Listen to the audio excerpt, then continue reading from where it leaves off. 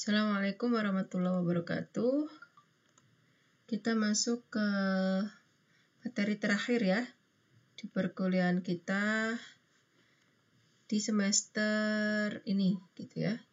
Pertemuan ke-17 yaitu materi kita adalah tentang stabilitas lereng. Masih yang kemarin ya. Cuma kalau kemarin kan kita menggunakan metode yang lain yaitu pada tanah metode garis ya. Kalau sekarang kita menggunakan metode Bishop ya. Sebenarnya ada juga metode lingkaran ya, cuma memang saya pakai ya yang terupdate, kemudian yang memang paling banyak digunakan di lapangan gitu ya.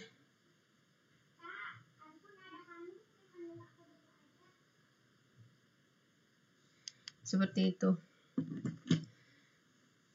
Metode stabilitas lereng, metode Bishop ini dia termasuk ke dalam metode irisan. Nah, sebenarnya kemarin kan ya bentuknya lurus gitu aja ya. Ada yang tanpa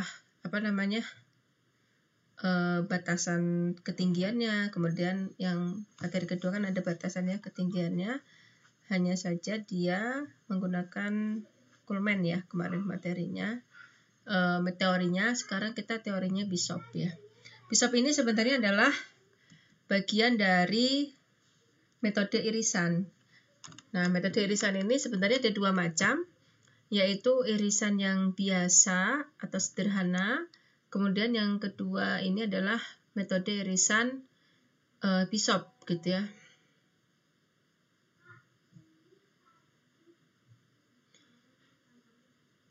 Bishop aja ya.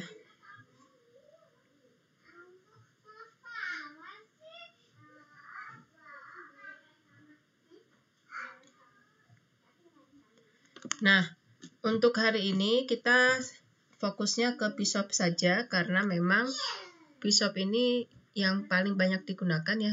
Kalau yang sederhana satunya lagi itu jarang digunakan dan sudah tidak update gitu ya, sehingga lebih banyak menggunakannya yang Bishop. Nah, sebelum sampai ke Bishop, saya akan membahas tentang apa itu metode irisan gitu ya. Sebelum-sebelumnya kita sudah membahas ya tentang metode macam-macam analisis stabilitas lereng ini. Hanya saja stabilitas lereng yang sebelumnya kita gunakan metodenya itu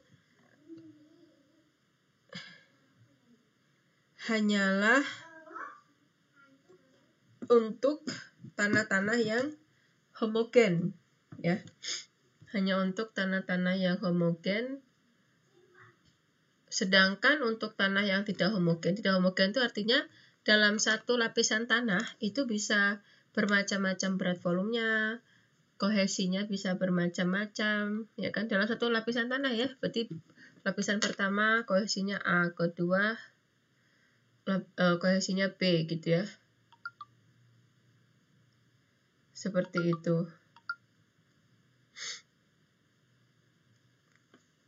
Dan seterusnya. Kalau yang sebelumnya kan kohesinya dianggap sama semua, kemudian sudut gesernya sama.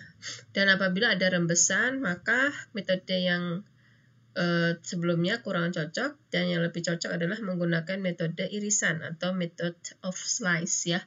Yang sekarang akan kita bahas, di mana ada dua macam, yaitu Bishop dan sederhana atau biasa. GH normal yang bekerja pada satu titik di lingkaran bidang longsor, terutama dipengaruhi oleh berat tanah di atas titik tersebut.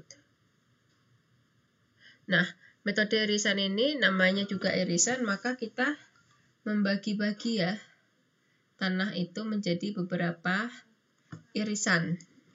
Anda akan digambarkan ya kurang lebih seperti ini. Ini kan.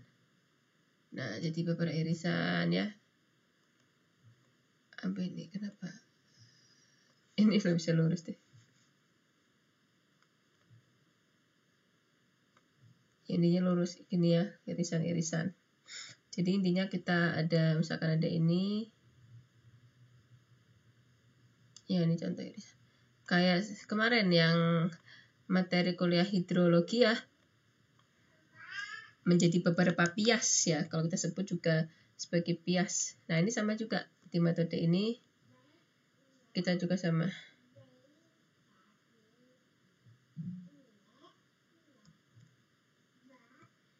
Oke. Kita juga harus memperhatikan keseimbangan dari tiap bias ya, sebisa mungkin pembagian biasnya itu paling banyak adalah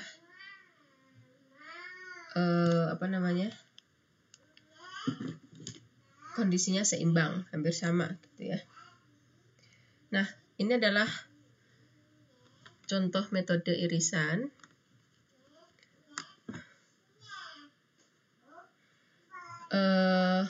Kira-kira seperti ini bentuknya. Ini ada sebuah lereng ya, dengan ketinggian tertentu. Ini tingginya. Kenapa nggak bisa lurus? Ini ketinggian tertentu. Ini dengan ini sudut geser.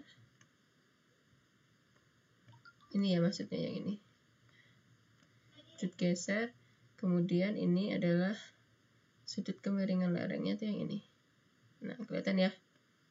Nah, ini. Seperti itu.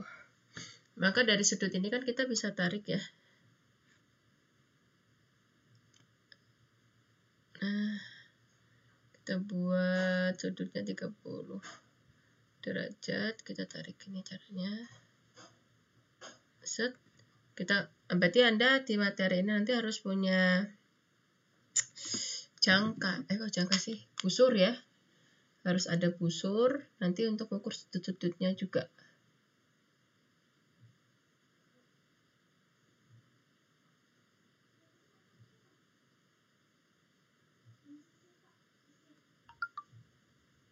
Seperti itu. Nah, kemudian tarik. Cara menggambarnya seperti ini nanti Anda kalau dapat soal.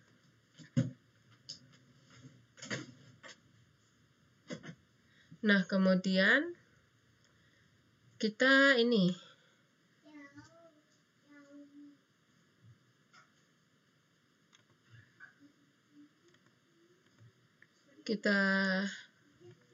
ambil ya biasnya itu. Contoh kita ambil bias 5. Kita ambil bias ke 5. Ya, kita ambil bias 5 ya, yang ini ya. Bias 5 kita ambil, kita zoomkan ke sini. Kita detailkan. Seperti halnya di materi-materi sebelumnya, di bias 5 ini ada W itu adalah berat dari bias itu sendiri ya. W5 ini. Kemudian ada gaya normal yang bekerja. Karena kan dia bentuknya miring gini ya. Kalau digambarkan gini kan. Miring gini ya. Maka ada gaya-gaya yang bekerja. Gaya yang bekerja itu ada W. Kalau W itu pasti dia itu tegak lurusnya terhadap bumi ya. Ini tuh W. Kalau W itu kayak gini. Cuma kalau normal, maka dia tegak lurus terhadap komponen 5 ini, irisan 5. Irisan 5 kan gini ya. Ya makanya namanya normal. Gini, ini normal. Sudutnya harus 90 derajat. Nah, ini. Ya kan? Ini normal. Ada gaya tariknya juga, T. Kemudian ini ada gaya melawan ya, gaya F-nya. Nah, kemudian untuk sudutnya, bukan sudut, kita sebut ini sebagai B ya, berarti nanti itu kalau Anda kita ke contoh soal nanti, nah ini kita anggap sebagai B-nya.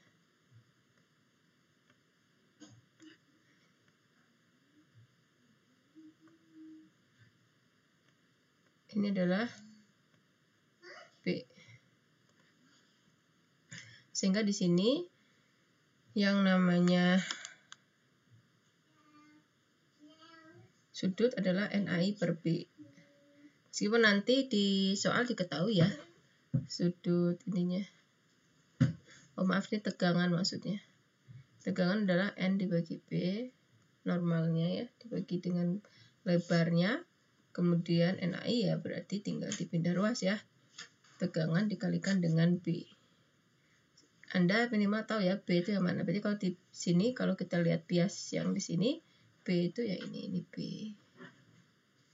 Ini B-nya 5, ini B-nya 6, ini B-nya 7,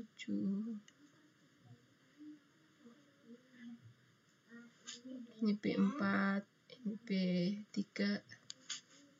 dan ini B2. Seperti itu. Nah, ini stabilitas lereng. Catatan ini adalah untuk metode Bishop. Karena kalau metode sederhana atau biasa, dia ini bukan ini ya, rumusnya beda.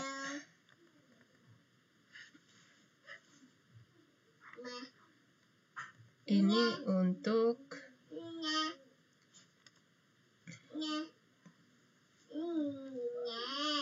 Bishop. Ya, ini untuk Bishop. Nanti akan kita gunakan juga untuk menghitung ininya. Sebentar ya.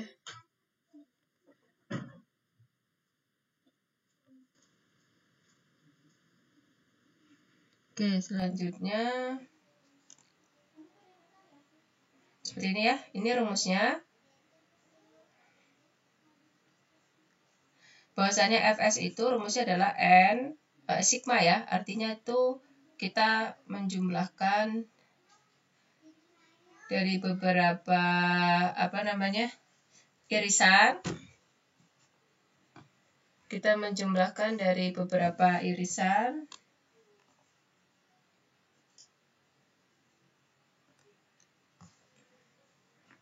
Ini ada berarti N1 artinya irisan ke-1 sampai irisan ke P. Tergantung ya mau berapa bias atau berapa irisannya nanti sesuaikan. Atau kalau di soal nanti diperintahkan ya. Jadi misalkan 7 irisan. Umumnya sih 7 ya. Kemudian dikalikan dengan C. C itu adalah kohesi. Nanti kan diketahui ya nilai kohesinya. Pasti ada ya nilai kohesi tiap tanah itu. Kemudian BN. BN adalah lebar masing-masing bias. Ada B1, B2, B3 ya kan. Ditambah WN. W itu adalah berat. Di mana berat itu adalah luas dikalikan dengan berat volume. Itu berat. Ya.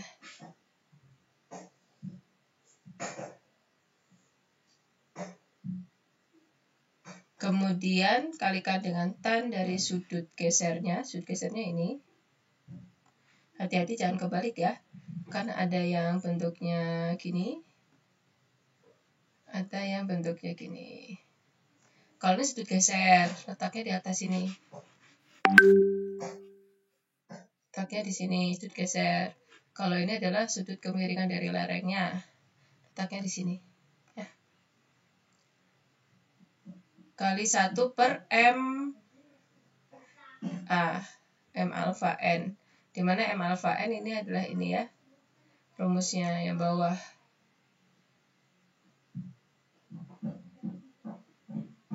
Rumusnya adalah cos dari sudut kemiringan lereng ditambah tan sudut geser kali sin kemiringan per Fs. Nah, memang nanti di metode Bishop ini kita sistemnya trial dan error. Artinya Fs ini Fs siapa? Fs yang ini ya. Tapi kan ini belum diketahui, ini aja belum diketahui kenapa ini disuruh minta Fs. Maka nanti Fs yang bagian ini kita adalah sistemnya trial dan error. Dimana sebisa mungkin nanti saat kita trial dan error, hasil Fs yang di bawah ini harus sama dengan Fs yang di atas ini. Seperti itu. Kita masuk ke contoh ya. Ini adalah sebuah lereng.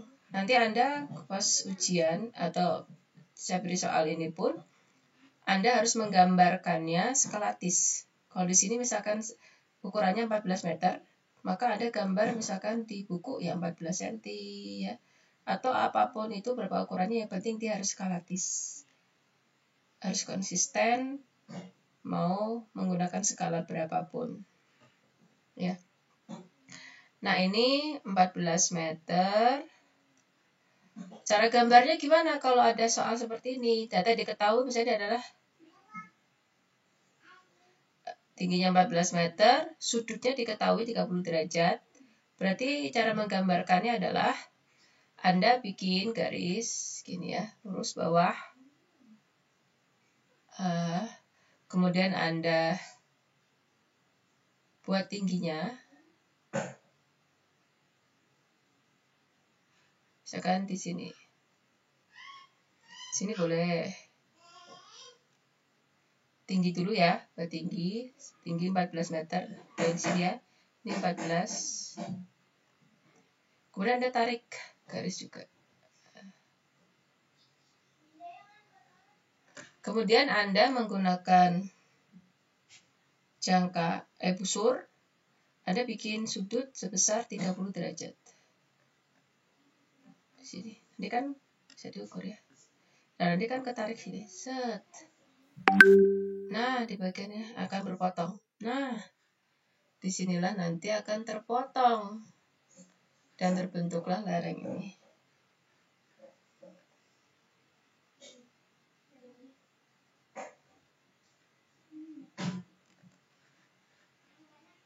Kita hapus. Nah, ya kan? Nah, seperti ini. Titik potong tadi kan di sini ya. Saya tarik lagi.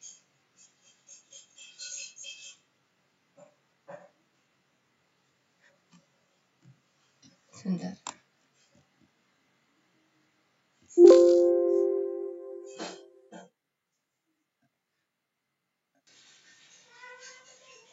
Kita lanjutkan. Nah, seperti itu ya.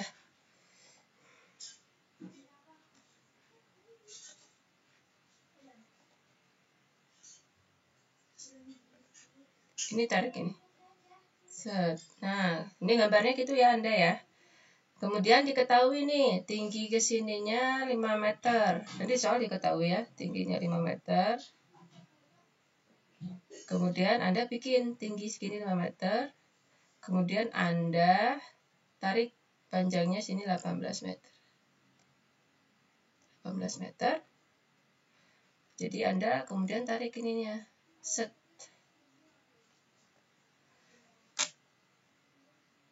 Kemudian Anda buat sudut. Anda menggunakan busur 20 derajat. Ya, kemudian Anda tarik ke bawah. Karena ini kadang belum tentu dia tepat di sini ya. Bisa jadi nanti dia agak lurus gini, bisa. Nah, dan tidak masalah sebenarnya ya. Seperti itu. Anda bisa lihat, ya saya lihatkan dulu.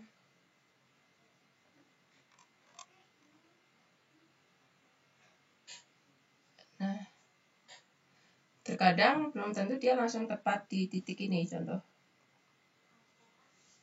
Kelihatan ya. Belum tentu ininya, titik ini langsung lurus ke sini.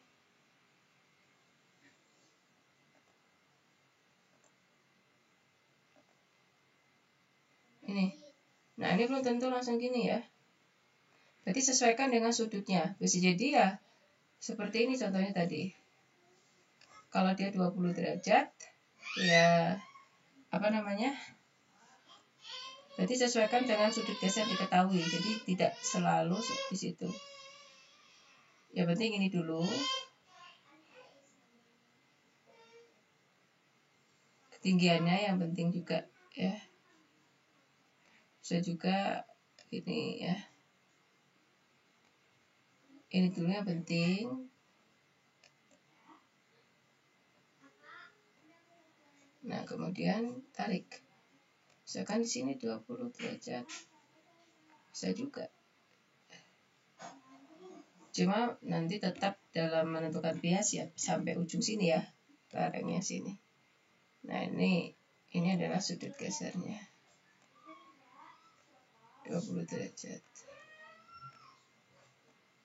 Nah, seperti itu.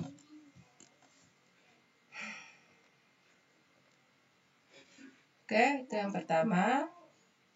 Proses selanjutnya apa? Proses selanjutnya adalah setelah kita gambarkan, Anda menggambarkannya harus skalatis. Kenapa harus skalatis? Sudutnya pun harus sama ya. Harus benar. Karena kalau salah karena nanti ini sistemnya manual. Sebenarnya bisa aja pakai AutoCAD. Kalau Anda bisa jago AutoCAD, silakan Anda mengerjakan materi pakai AutoCAD boleh. Manual juga boleh. Kalau manual Anda harus hati-hati. Oke, selanjutnya Anda gunakan jangka. Tadi kan bentuknya gini ya. Kemudian Anda tarik. Nah, ini.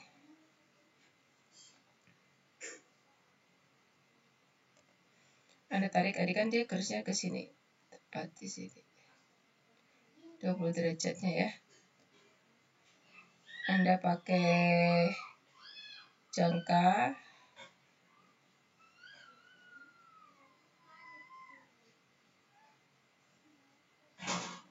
Boleh juga di situ juga boleh.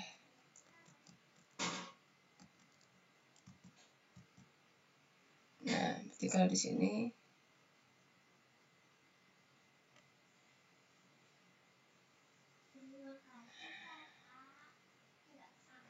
berarti pakai jangka kan? Jari-jarinya berarti ini. Jari-jarinya ya kan? Jadinya sama. Nah, ininya harus sama. Seperti itu. Kemudian Anda tarik, ya pendekatan lah ya. Gesek-gesek dikit nggak apa-apa. Kan ini namanya metode ini tuh metode empiris ya. Nah, pakai jangka atau kalau nggak pakai AutoCAD boleh gitu ya. Kalau yang bisa AutoCAD. Udah? Kemudian setelah itu kita bagi-bagi kan ini udah tadi ya. Kita bagi misalkan di soal ini kita diminta untuk menjadi 7 bias. Maka dari ujung dulu kita bikin 1. Kita ukur dulu aja panjangnya ini berapa, ya kan? Intinya nanti sebisa mungkin dia hampir sama. Misalkan ini ada relasi 1, 2, 3, 4.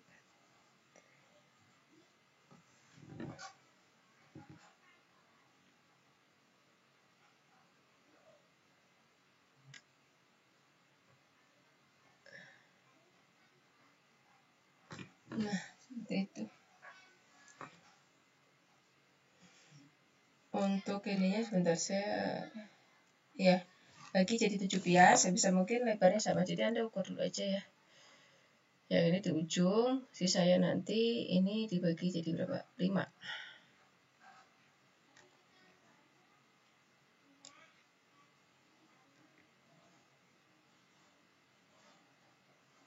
Nah, ini kalau diukur ini kira-kira panjangnya ini B1 ini.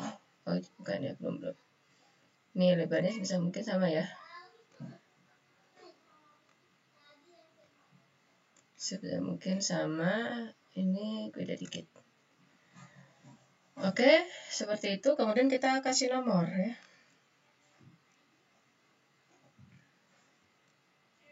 Kita beri penomorannya ya. Ini sebagai bias 1. Ini 2, 3, 4.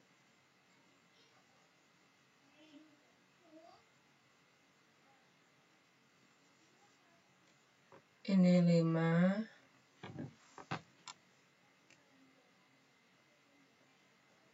Ini 6. Ini 7. Jadi kalau nanti di soal diminta buatlah menjadi 7 irisan ya seperti ini ya. Kalau 8 ya silakan diatur lagi di bagian sini ya, yang tengah. Bedanya kalau pisop itu memang pinggir-pinggir pun dia diperhitungkan. Kalau yang biasa atau sederhana dia tidak diperhitungkan. Nah, setelah kita memberi angka, kemudian buatlah semacam garis berat. Yang warna merah ini ya.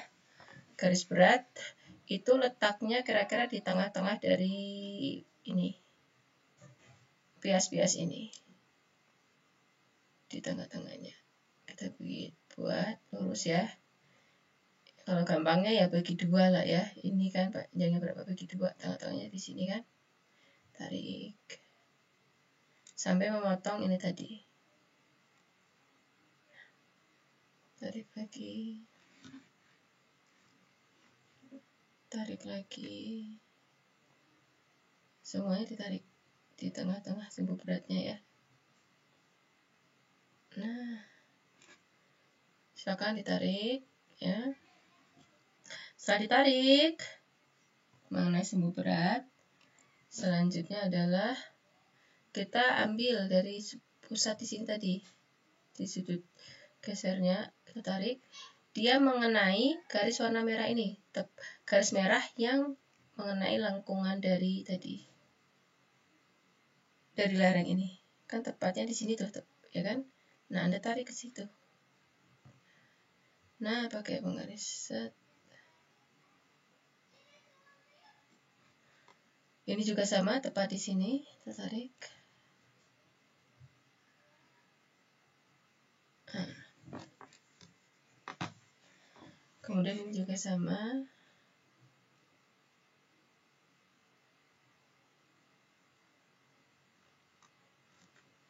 Kemudian ini juga tepat di situ ya.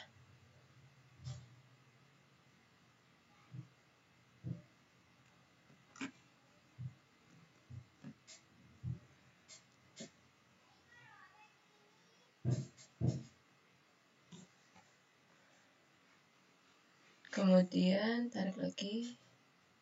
Ini ambil berhimpit ya. Tapi tetap ada sudutnya nanti. Kemudian ini.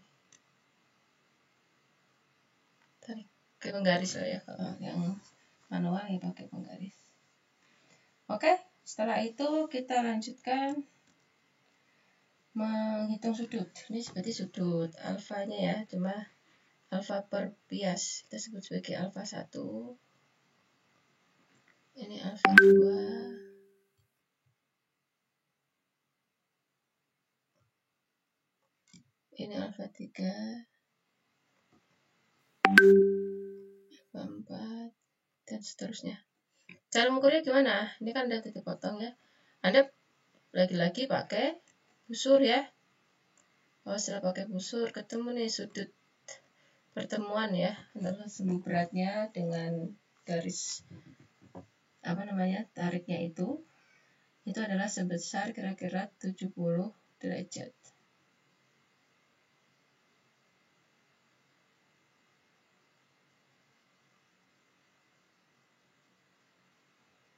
Yang bawah juga sama ya.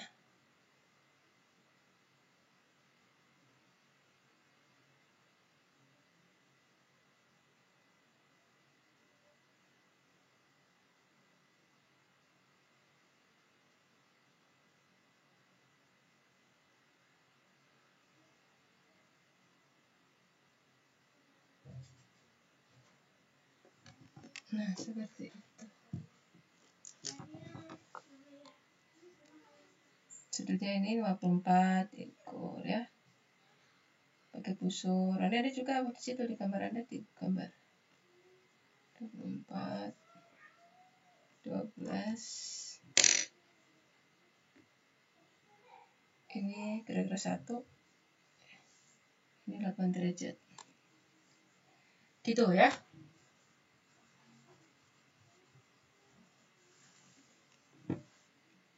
Itu yang pertama. Selanjutnya kita masuk ke Excel ya. Habis dapat gambar ini kita ke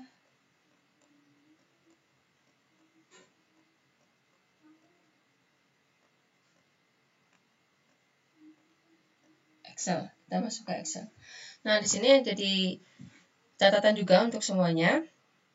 Kan nanti Anda harus menghitung luasan nih, luas 1. Berarti ini kita kalau pakai AutoCAD sih enak ya. Jadi dia langsung ketahuan kan. Kalau AutoCAD kan gini, ada gini insert area langsung keluar nilai. Cuma kalau di yang manual, anggap misalkan yang luas 1 ini kita anggap sebagai segi 3. Berarti ini alasnya, B1-nya alas. Tingginya ini Anda ukur ya, Anda ukur pakai penggaris nanti. Tingginya berapa? Ini tinggi 1. Terus untuk yang luas 2, 3 ini gimana? Nah, ini kan bentuknya gini kan.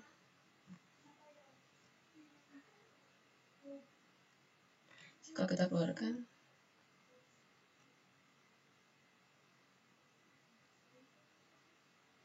Kan gini. Nah, kalau kayak gini kita anggap dia sebagai trapesium. Kita mendekati dengan trapesium.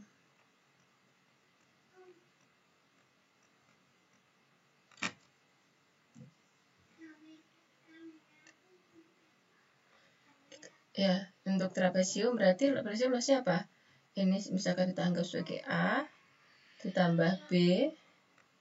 Ini tingginya berarti yang ini. Oh, jangan B ya, adalah. Ini tingginya.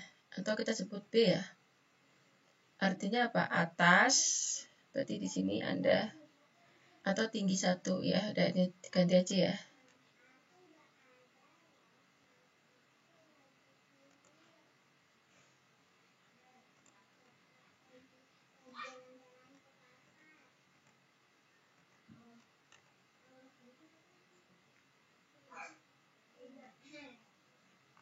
Sebentar ya.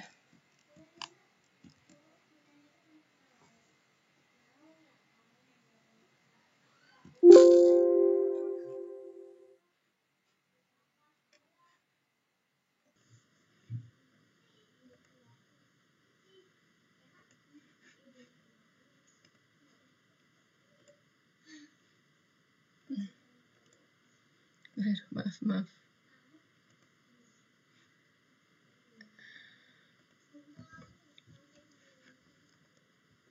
Nah, kalau yang kayak gini berarti ini anggap sebagai T1 tadi ya, T-nya 1 kan. Ini T2. Ini adalah B-nya. Berarti kalau luasnya adalah T1 ditambah T2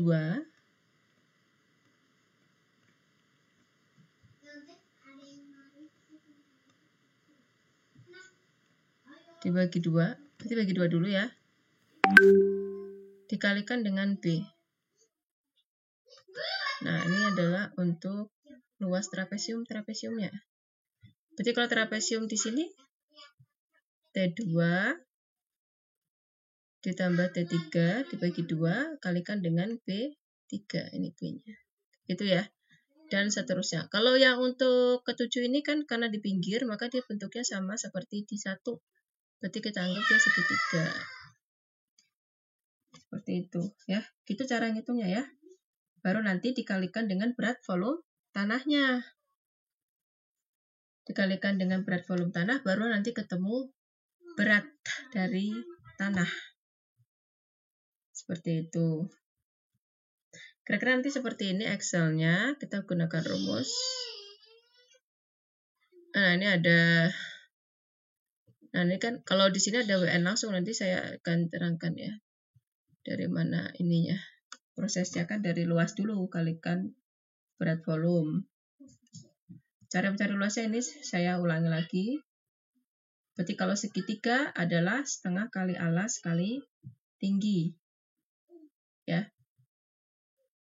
Kalau yang trapesium, nah bentuknya seperti itu. Maka nanti Anda kalau gambarnya harus ini ya, skalatis. Supaya apa? Supaya nanti tepat hasil dari luasannya. Itu saja untuk yang presentasi. Saya cukupkan videonya. Nanti untuk Excel saya pisahkan sendiri. Assalamualaikum warahmatullahi wabarakatuh.